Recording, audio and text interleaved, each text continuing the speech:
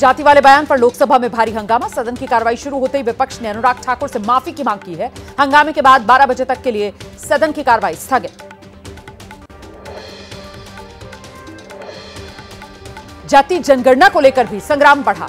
कांग्रेस संसदीय दल की बैठक में सोनिया गांधी ने कहा, मोदी सरकार जनगणना भी नहीं कराना चाहती, जिससे एससी एसटी समाज के लोगों का सही आंकड़ा सामने आ पाए।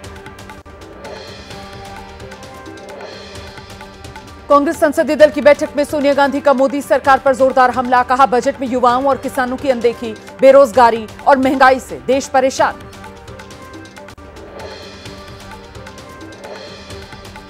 अनुराग ठाकुर के बयान को कांग्रेस सांसद प्रमोद तिवारी ने घटिया कहा, मंत्री पद छीनने से खिसियाहट में हैं।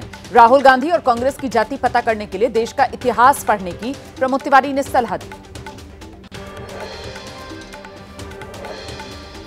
अखिलेश यादव ने फिर बोला, अनुराग ठाकुर पर हमला। जिसको जाति के बारे में जानना है उसे बाबा साहेब की किताब एलिमिनेशन ऑफ कास्ट जरूर पढ़नी चाहिए। संसद में बजट पर चर्चा के दौरान बीजेपी सांसद अनुराग ठाकुर का राहुल गांधी पर जाति वाला वार। बोले, जिनकी जाति का पता नहीं वो करते हैं जाति जनगणना की बात। पीएम मोदी ने अनुराग ठाकुर के लोकसभा में दिए भाषण की तारीफ की। कहा, इंडी गठबंधन की गंदी राजनीति को उजागर किया गया, साथ ही लोगों से इसे सुनने की भी अपील की। राहुल गांधी का पलटवार। बोले, देश में दलितों, आदिवासियों, पिछड़ों की बात उठाने पर गाली खानी पड़ती है। मैं गालियां खाऊंगा लेकिन जाति गणना करवाकर रहूंगा। अनुराग ठाकुर के बयान पर बोले राहुल गांधी। कहा, अनुराग ठाकुर ने मुझे गाली दी है, मुझे अपमानित किया है, मगर मुझे अनुराग ठाकुर से माफी नहीं चाहिए। मैं लड़ाई लड़ रहा हूं।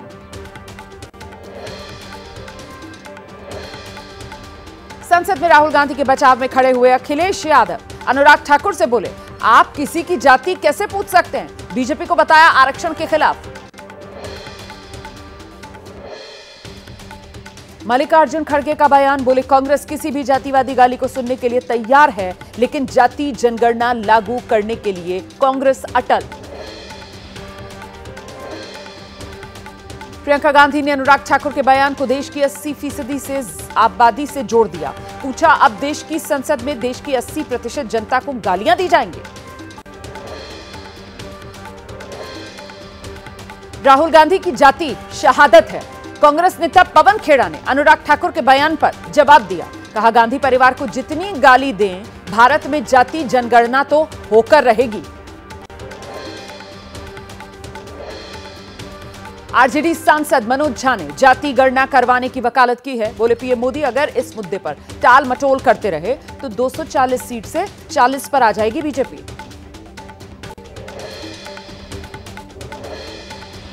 जाति जनगणना पर मायावती का कांग्रेस और बीजेपी दोनों पर वार। कहा, दोनों पार्टियों का इतिहास ओबीसी विरोधी, कांग्रेस और बीजेपी पर विश्वास करना ठीक नहीं।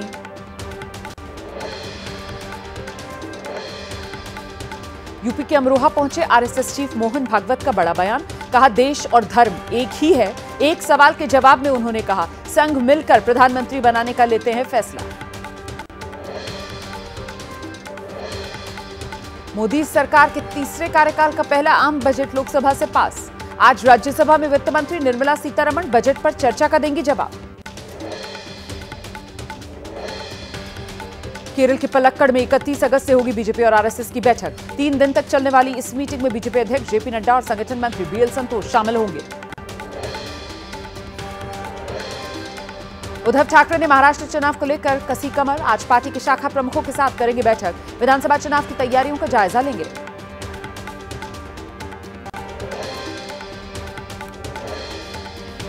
दिल्ली में कोचिंग सेंटर हादसे के खिलाफ प्रदर्शन कर रहे छात्रों को बस में बिठाकर एमसीडी कमिश्नर और एलजी से मुलाकात कराने के लिए ले जाया गया है। पिछले 3 दिन से धरने पर बैठे हैं छात्र।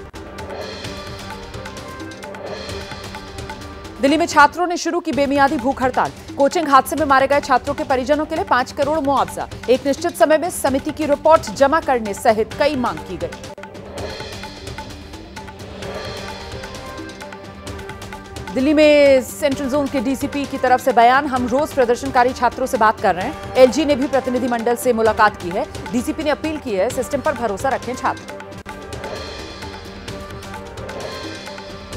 दिल्ली सरकार में मंत्री आतिशी का बड़ा बयान, कहा बेसमेंट में कोचिंग क्लास चलाने वालों पर सख्त कार्रवाई होगी। बेसमेंट हादसे के बाद एमसीडी के कई अधिकारियों को सस्पेंड किया गया है। बेसमेंट में चलने वाले कई कोचिंग सेंटर सील किए गए।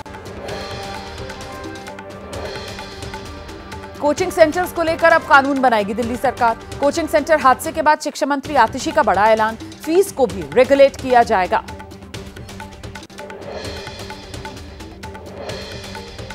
कोचिंग हादसे के बाद एमसीडी की कार्रवाई जारी है। ओल्ड राजेंद्र नगर सहित कई इलाकों में कोचिंग सेंटर्स के बेसमेंट सील किए गए।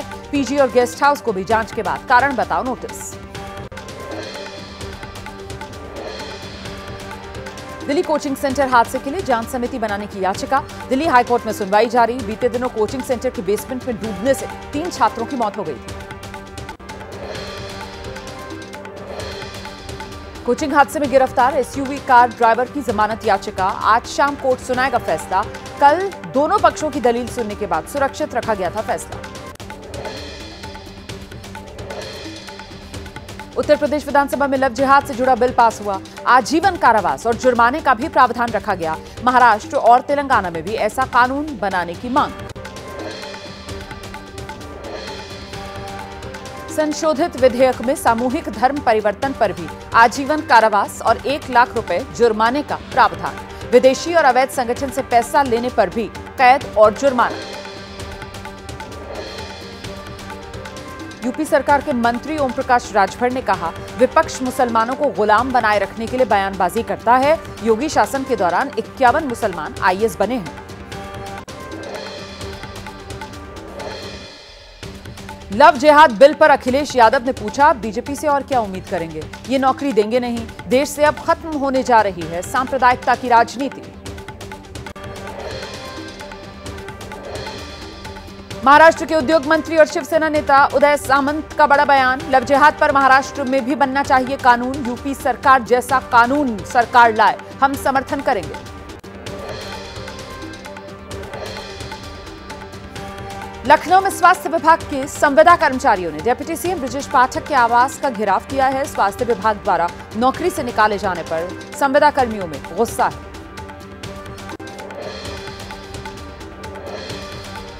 बिहार के दरभंगा में अपनी सरकार के खिलाफ धरने पर बैठे जेडीयू विधायक विनय कुमार, पेयजल की भारी किल्लत को लेकर अधिकारियों पर बात ना सुनने के आरोप लगाए।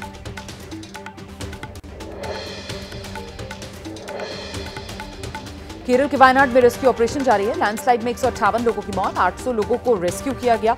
बढ़ सकता है मृतकों का आंकड़ा।